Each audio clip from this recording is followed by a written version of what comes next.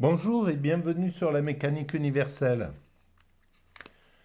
Alors, aujourd'hui nous sommes toujours samedi 10 décembre 2022 et je continue mes commentaires à partir de cet ouvrage.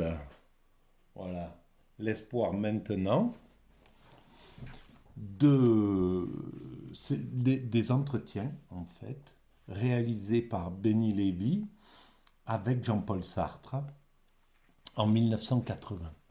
Donc, c'était la fin de vie de Jean-Paul Sartre.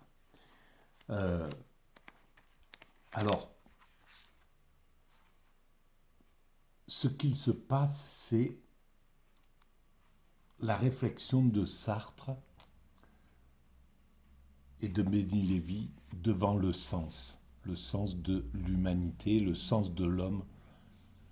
Donc quelque chose d'assez bouleversant par rapport à toute la réflexion, aux années de réflexion de Sartre à travers euh, l'existentialisme, euh, et donc qui cherche en fait et qui pense même que l'humanité n'a pas de sens. Alors, originellement, ça serait un petit peu ça, puisque à un certain moment, l'idée serait, si le monde n'a pas de sens, c'est à l'homme de lui donner un sens. Alors, évidemment, par rapport à la théorie que je défends sur la mécanique universelle, la théorie que j'essaie de mettre en lumière, c'est plutôt, l'idée serait plutôt, le monde a un sens, il faut que l'humanité le révèle, que l'humanité l'éclaire, qu'elle prenne conscience de ce sens et qu'elle le comprenne, comprenne la finalité, le sens de l'évolution de l'humanité. Où va l'humanité? Quel est son sens? Est-ce qu'elle évolue vers une sorte de destinée? C'est ce que je crois sur la mécanique universelle. Et en fait, cette destinée, les religions, les grandes religions, toutes les grandes mystiques l'ont comprise déjà. Qu'elle soit cyclique, c'est l'évolution vers l'âge d'or, ou qu'elle soit linéaire, comme les religions monothéistes, qui pensent que l'humanité va rejoindre le divin, va rejoindre Dieu. Et bon, tous les grands penseurs de l'humanité conviennent de ce sens, à mon sens. On le retrouve chez Husserl, on le retrouve, voilà, et c'est pas des rigolos, c'est pas des gens qui sont partis dans l'idée spirituelle, dans l'idée qu'il y a du divin, qu'il y a, bon, on l'appelle Dieu, c'est par convention, c'est un terme. En fait, c'est le principe qui a créé cet univers. On, on dit Dieu comme on dit que nous sommes des hommes, c'est évidemment c'est pas c'est écrit nulle part, c'est les conventions de l'humanité pour pouvoir comprendre ce monde.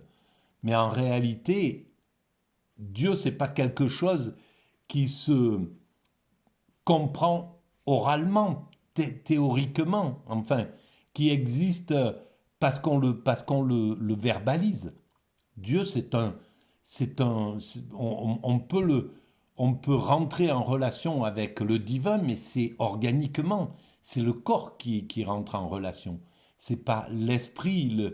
Il peut comprendre éventuellement ce qu'on entend par le principe créateur, Dieu, le divin. Qu'est-ce que c'est que ce principe qui a mis en œuvre l'univers? Parce qu'en fait, la question, elle se résume à ça. Est-ce que l'univers est né de rien?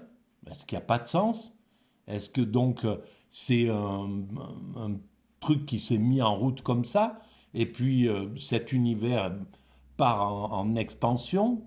À l'intérieur de cet univers, à un certain moment, un bout de terre se décroche du système du Soleil et puis se refroidit, etc. Sur cette terre qui est toujours à l'intérieur de cette création, hein, sur cette terre, les conditions de vie euh, pour, pour, pour que la vie puisse apparaître se forment. Il y a les conditions de vie, la vie apparaît de la non-vie, et puis cette vie, elle se diversifie progressivement, etc. Et en se diversifiant, elle évolue progressivement. Et elle monte, elle commence par l'ultravirus, la cellule, plusieurs cellules font une première forme de vie, puis ça devient une éponge. Voilà, ça arrive à ce degré-là, les éponges, et puis les poissons, et puis progressivement, ça monte, et on arrive aux mammifères et aux mammifères supérieurs. Et puis de cette branche des mammifères supérieurs, l'homme se... Alors,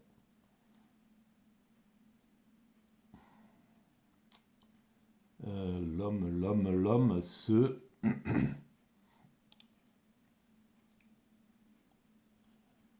Donc, qu'est-ce que c'est que ça, bon Dieu? Bon, bref, où est-ce qu'il est ce Jean-Paul Sartre là? Est-ce qu'on peut le prendre ici? Où est-ce qu'on peut le mettre en route pour avoir autre chose que de la publicité sur cette chaîne là? Lecture, regarder sur un téléviseur. Voilà, donc ça y est. Alors, donc la vie apparaît, puis toujours dans cette création, puisque la vie, elle appartient à la Terre, c'est une excroissance de la Terre. La Terre appartient au système solaire, la Terre est dans l'univers. Donc tout ça, c'est à l'intérieur de cette créativité. Et l'humanité va s'extraire du monde animal tout en ayant... il est là, ce monde animal, il est présent hein, en nous. Euh, et progressivement, l'homme va se rentrer dans la culture, passer de la nature à la culture. Il va transformer les lois de la nature dans les lois de la culture, puis il va évoluer et l'humanité va se mettre en route à partir d'un premier couple, on va dire, hein, d'une première euh, d'une toute première forme de vie de l'humanité qui se distingue des autres primates et qui donne ce que nous connaissons aujourd'hui. Nous sommes en 2022. Voilà, si on regarde l'humanité où elle est arrivée dans cette évolution, c'est incroyable. Voilà, même si on évolue de façon tout à fait intuitive, inconsciente, et c'est ce qui fait que on construit pas de manière euh, intelligente. C'est comme si les gars avaient construit la tour Eiffel à partir de toutes les pièces qui étaient par terre et sans plan, sans rien du tout. Toutes les pièces de ferraille étaient posées là et on dit aux ouvriers, sans qu'ils aient de guide, sans qu'ils aient quoi que ce soit, débrouillez-vous, construisez un truc qui fait 200, je ne sais plus combien de mètres de haut et qui tienne à peu près debout, voilà. Bon, ben, ça serait quelque chose d'incroyable et on peut imaginer les dangers et les risques que ça serait. Donc, voilà, on construit l'humanité comme ça. Et pourtant, de ce premier couple, de ce premier groupe humain qui s'est distingué des autres primates à aujourd'hui, on peut comprendre le chemin qui a été réalisé. Les, le, la- le degré de culture qu'on a fait évoluer, les lois, l'organisation, l'éducation, etc. La compréhension de ce monde où nous en sommes, où nous sommes arrivés dans la compréhension de l'univers, de ce qui nous dépasse, de comprendre d'où vient cet univers. On est en train d'essayer de comprendre ça, on est en train d'essayer, etc. Et de comprendre où nous allons, c'est le travail du philosophe, justement, à mon sens. Et en tout cas, c'est le travail de la mécanique universelle, et d'essayer de comprendre mécaniquement où, si on prolonge toutes les évolutions que nous avons faites dans le futur, on arrive à un point où l'humanité aura atteint son ultime perfection, qui est une perfection spirituelle. Donc, ce qui veut dire qu'à l'origine de cet univers, il y a ce que nous appelons le divin, Dieu, voilà. Il y a un principe qui est à l'origine de cet univers, qui a une relation directe avec l'amour absolu qui devient chez l'homme cette forme d'amour totalement absolue. Il y a quelque chose qui est en lien avec ça. On ne sait pas ce que c'est, on ne peut pas le comprendre encore. C'est quelque chose qui est tellement intelligent au-dessus de nous qu'il nous met une carotte toujours plus loin, qu'il oblige l'humanité à avancer vers lui. Il se révèle à peine un petit peu comme ça, voilà, dans le truc, mais c'est hallucinant, quoi, que l'ensemble de toutes les intelligences humaines aujourd'hui ne peuvent pas rivaliser avec la façon dont le principe créateur se masque de cette créature. C'est extraordinaire. Comment de pouvoir masquer comment il a construit cet univers. Même si on arrive un petit peu à savoir comment cette matière se serait réalisée, qu'est-ce que c'est que cette matière, etc. Pourquoi, en cherchant à fond, en avançant dans cette matière, on se rend compte qu'elle est immatérielle, que c'est plus que de l'énergie. Qu'est-ce qui se passe? Voilà, cette intelligence qui a créé ce monde se dissimule encore à toute l'intelligence humaine. C'est incroyable, ça veut dire que c'est au-dessus de tout ça encore. Voilà. En tout cas, on en est là. Voilà. Et Sartre cherchait le sens, au fond, de toute son existence. Ça a été quelque chose. Sauf que il n'y a pas accordé assez de...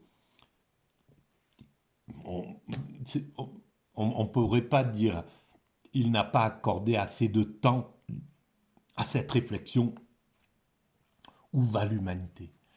Tout simplement, c'est pas qu'il a accordé assez de temps, pas assez de temps à cela, c'est que il s'est engagé dans un sens qui était le sens que proposait, le sens de l'humanité que proposait le communisme, le marxisme, en disant voilà, c'est le marxisme qui va gagner la bataille contre le communisme, et à ce moment-là, la fin de l'histoire se passera à travers le marxisme, la fin de la lutte entre les ouvriers et les patrons, entre les riches et les pauvres. On arrive à cet état de perfection, mais qui serait un état de perfection matérialiste. Et ça ne pouvait pas fonctionner, parce que en enlevant le divin, dans le marxisme, on ne peut plus comprendre le sens de l'humanité. Alors évidemment, on tombe dans l'orgueil de dire s'il n'y a pas de sens, donc c'est à l'homme de créer le sens. Donc l'homme, il doit être plus Dieu que Dieu, en somme, puisqu'il doit créer. C'est à l'homme à créer l'univers. On voit la déraison de cette idée-là. Bon, voilà. Alors, moi, je vais lire et commenter éventuellement. Alors, Benny Lévy lui pose comme question: est-il inévitable qu'il y ait un échec, que l'homme cherche à atteindre l'absolu, mais que forcément, c'est ce que disait Sartre à l'époque, il y a toujours un échec. Et il ne faut pas oublier que dans les années 80, il est devant l'échec du communisme qui est prêt à tomber, qui n'a pas euh, qui n'a pas satisfait tous ceux qui croyaient en lui. Donc il est devant cet échec-là. Et alors, je reprends donc la lecture. Jean-Paul Sartre. Ici, nous arrivons à une contradiction dont je ne suis pas encore sorti, mais dont je pense sortir à travers ces conversations. C'est là où c'est proprement génial. C'est qu'il comprend il va sortir de la contradiction la plus importante de toute sa pensée. Quel est le sens? Où est le sens? Etc. de l'humanité. Où faut-il placer le sens? Que faut-il regarder pour comprendre le sens? Etc.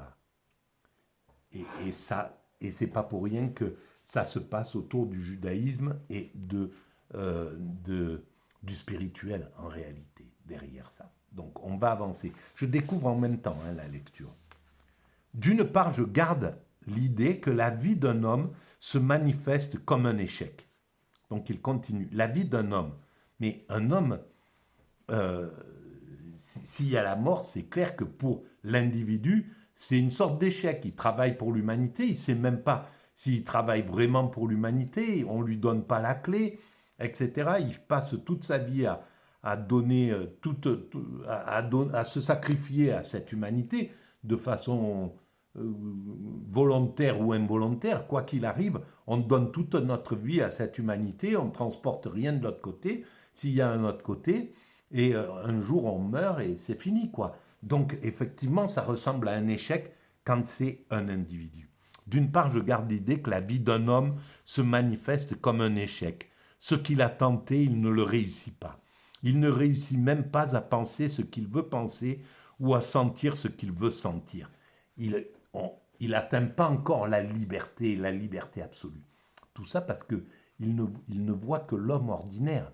S'il voyait l'extatique, s'il avait pu comprendre que l'extatique, lui, réussit, en fait, à fusionner avec le divin, et c'est ça la clé, en réalité. Donc l'individu, il peut arriver à transcender même la mort, puisque l'extase transcende la mort.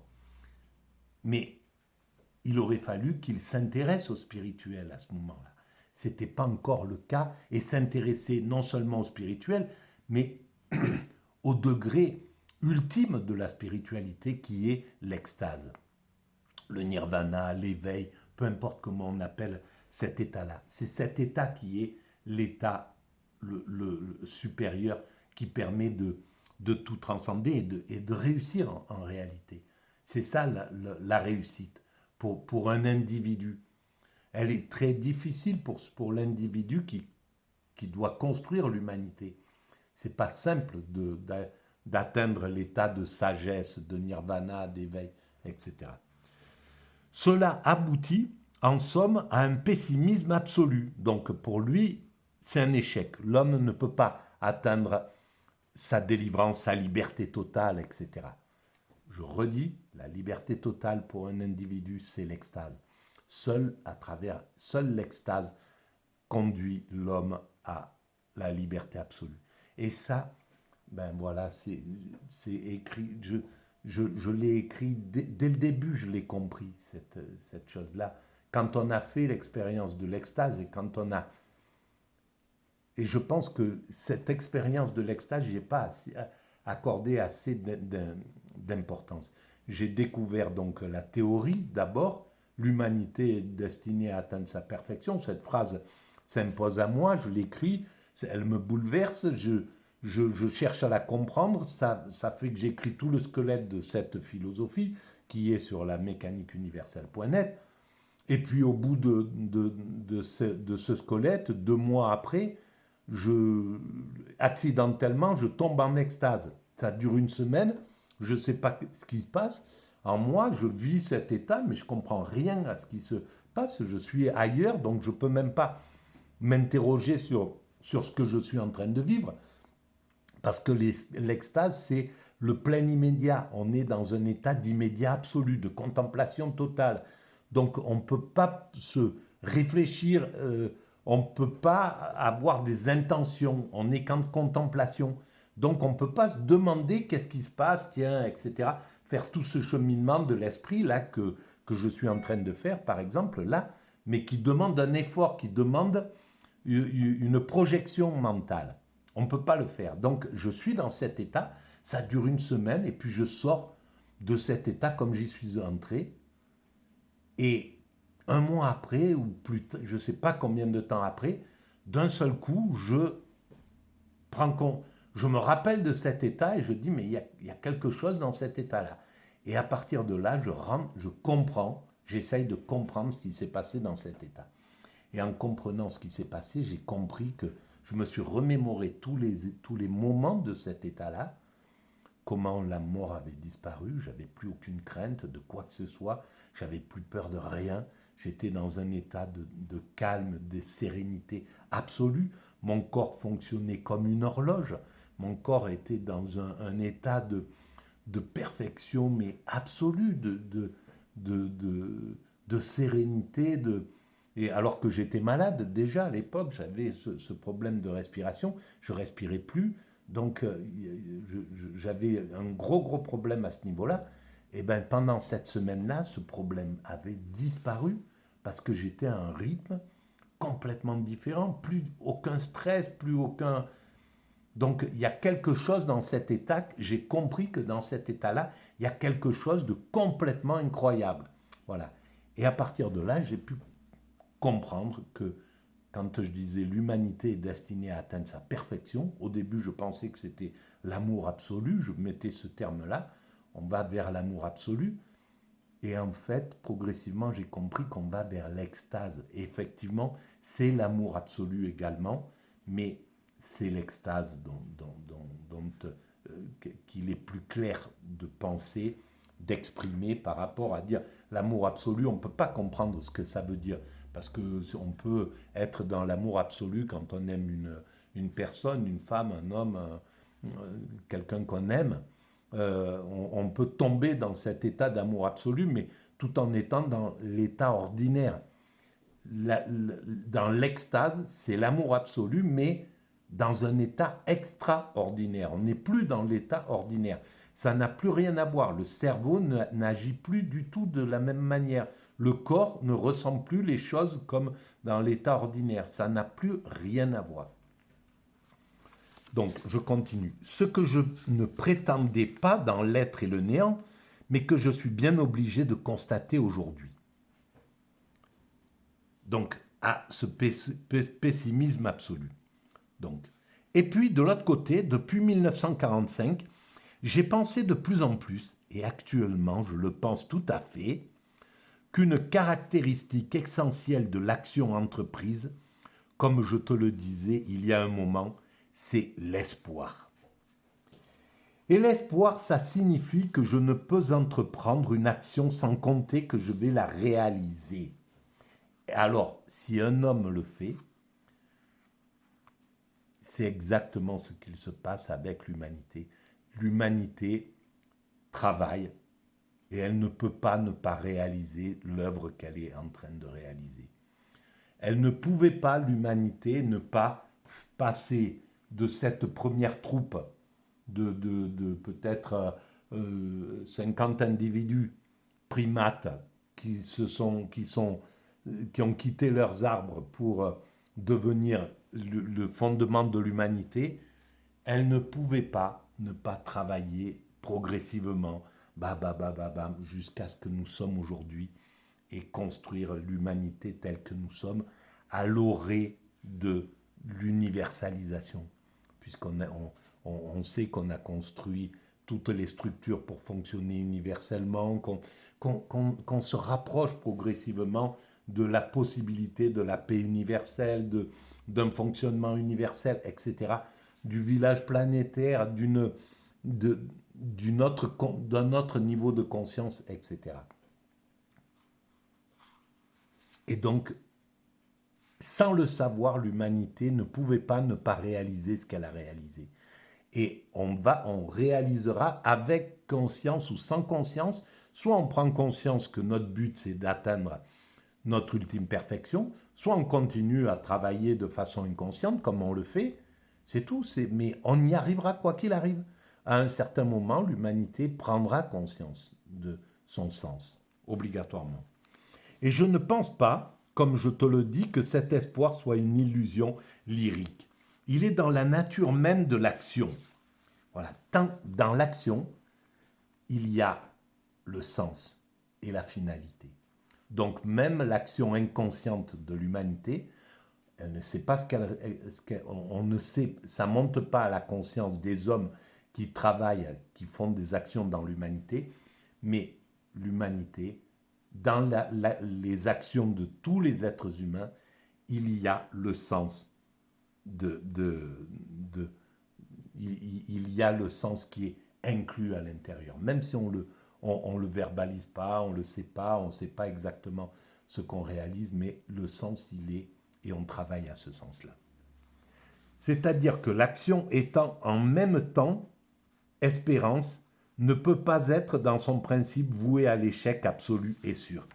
Alors évidemment qu'on pourrait dire que c'est l'espérance qui fait que nous allons vers cette ultime perfection. Parce qu'on ne peut pas faire autrement que d'améliorer chaque fois l'humanité, de trouver des lois nouvelles pour empêcher l'homme d'abuser de son congénère. Voilà, en 1920, en 1930, 40, 50, 60, des gens comme de l'abus de pouvoir d'un de Zanouk, je ne sais plus comment il s'appelait, mais voilà, les grands patrons de l'industrie du cinéma, ils pouvaient faire ce qu'ils voulaient de leur, de leur starlet.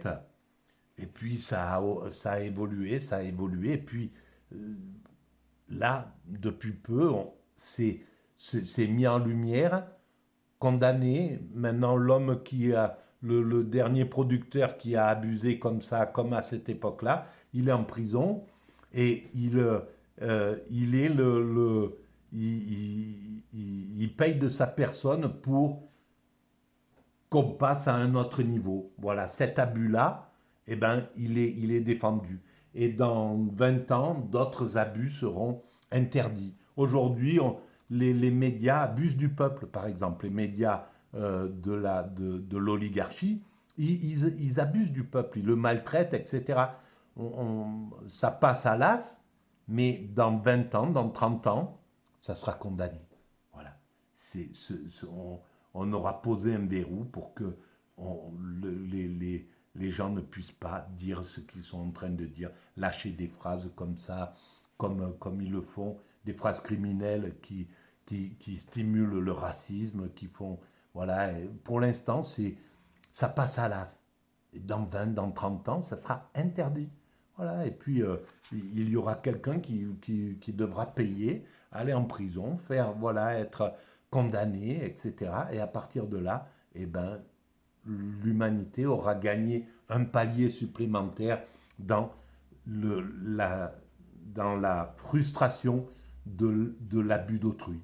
Voilà, on a progressivement la loi, l'évolution de la loi, l'évolution des interdits fait que l'homme a de moins en moins de moyens d'abuser de ses congénères, jusqu'au moment où ça sera arrivé totalement à maîtriser entièrement l'être humain, les pulsions d'abus d'un être humain.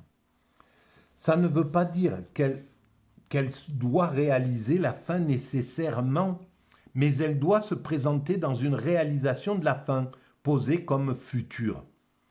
Et il y a dans l'espoir même une sorte de nécessité. Voilà. Tout est dit, il a compris là. Il ne peut pas dire... Ça monte progressivement en fait. Mais il pourrait déjà là, à ce niveau-là, dire, ben, les religions ont déjà compris, vous avez déjà compris, la religion a déjà compris ce que je suis en train de dire. Il ne peut pas encore le dire. L'idée d'échec n'a pas de fondement profond en moi. En ce moment, en revanche, l'espoir en tant qu'il est rapport de l'homme à sa fin, rapport qui existe même si la fin n'est pas atteinte, c'est cela qui demeure le plus présent dans mes pensées. Voilà. Le rapport est toujours là. Le communisme, c'est un échec. La fin n'est pas atteinte pour le communisme, mais ça n'enlève pas il faut quand même comprendre pourquoi ça ne s'arrête pas là, quoi. C'est pas ça qui caractérisait l'échec ou le résultat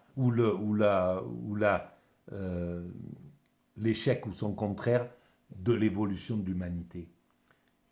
Parce que c'était un groupe, l'idéologie communiste, l'idéologie marxiste qui était visée, qui était vue. Et en fait, l'humanité, c'est la totalité des idéologies, c'est la totalité des religions, c'est la totalité des hommes, c'est la totalité, c'est ça qui fait le chemin de l'humanité. Et il faut tenir compte de l'ensemble pour comprendre que c'est ça qui réussit. C'est pas le marxisme qui réussit, c'est pas le capitalisme qui va réussir, c'est l'ensemble de l'humanité. Alors à un moment, ça va utiliser le marxisme, ça va faire évoluer tout un tas d'idées, de nouvelles, etc. Et puis le marxisme, ça va s'avérer être un échec à un certain moment, comme pareil en art, le cubisme, ils partent dans le cubisme, ils inspectent tout le truc à travers ça, ça fait évoluer la société, puis ça peut pas aller plus loin, c'est abandonné, on passe à autre chose, etc. Et l'histoire de l'art se développe comme ça. Mais l'histoire de l'art est à l'intérieur de l'histoire de l'humanité, l'histoire des idéologies est à l'intérieur de l'humanité, de l'histoire de l'humanité, le communisme est à l'intérieur, le capitalisme, l'anarchisme, voilà, la vision en Inde, comment ils s'appellent, ceux qui balayent devant eux pour pas écraser un moustique ou quoi que ce soit, ça fait partie c'est une partie de l'humanité. Peut-être c'est ça qui finira par l'emporter. Peut-être qu'on se comportera comme ça. À la fin des temps, on sera devenu jainiste. Voilà, peut-être que on mangera plus de viande, on sera dans un état d'amour absolu. Et peut-être que ça sera ce type d'idéologie qui aura prédominé. C'est pas le monde qui sera devenu jainiste, mais il aura englobé aussi ça, et ça sera cette partie-là qui sera reprise du système religieux, etc. Et avec l'idée monothéiste de l'évolution vers un état de perfection, par exemple. Voilà. Donc c'est peut-être là qu'on peut faire la convergence entre les spiritualités asiatiques et les spiritualités dites occidentales, derrière le judaïsme et de l'autre côté, derrière l'hindouisme. Voilà, peut-être que, parce qu'il faut que ça soit des deux côtés, que le côté occidental, ça sera pas le monothéisme qui va tracer la route. Ça sera un partenariat. Il faut qu'on prenne aussi, il faudra que soient pris aussi toutes les valeurs qui sont de l'autre côté. Parce que c'est comme ça, il n'y a pas un chef et puis des sous-chefs ou quoi que ce soit, c'est la totalité de l'humanité qui avance. Donc, il n'y a plus de dominant-dominé, quoi, dans cette... alors, on aura encore besoin de ce système dominant-dominé, etc., pour avancer, parce on est des bourrins, on est des primates encore. Donc, on a encore besoin d'essayer d'écraser l'autre, de vouloir imposer son point de vue, de ne pas pouvoir comprendre le point de vue de l'autre, et c'est valable pour les religions comme pour les idéologies politiques, comme pour n'importe quoi, comme pour mon voisin et moi, et voilà, on est dans ce mécanisme-là. Mais ce mécanisme est destiné à être dépassé. Alors, prenons un exemple, écrit en dessous Béni Lévy. Prenons un exemple, celui de Jean-Paul Sartre. Enfant, il décide d'écrire, et cette décision le voue à l'immortalité. Que dit Sartre au soir de son œuvre? Que dit-il de cette décision? Ce choix des choix, qui fut le sien, qui fut le tien, est-ce un échec? Voilà, ça c'est très intéressant. Et ça va faire partie de la prochaine vidéo. Je vais arrêter là, parce que ces vidéos sont trop longues. Malheureusement, je ne sais pas les faire courtes, je suis désolé, mais on va reprendre ça dans la prochaine vidéo. Merci de votre écoute.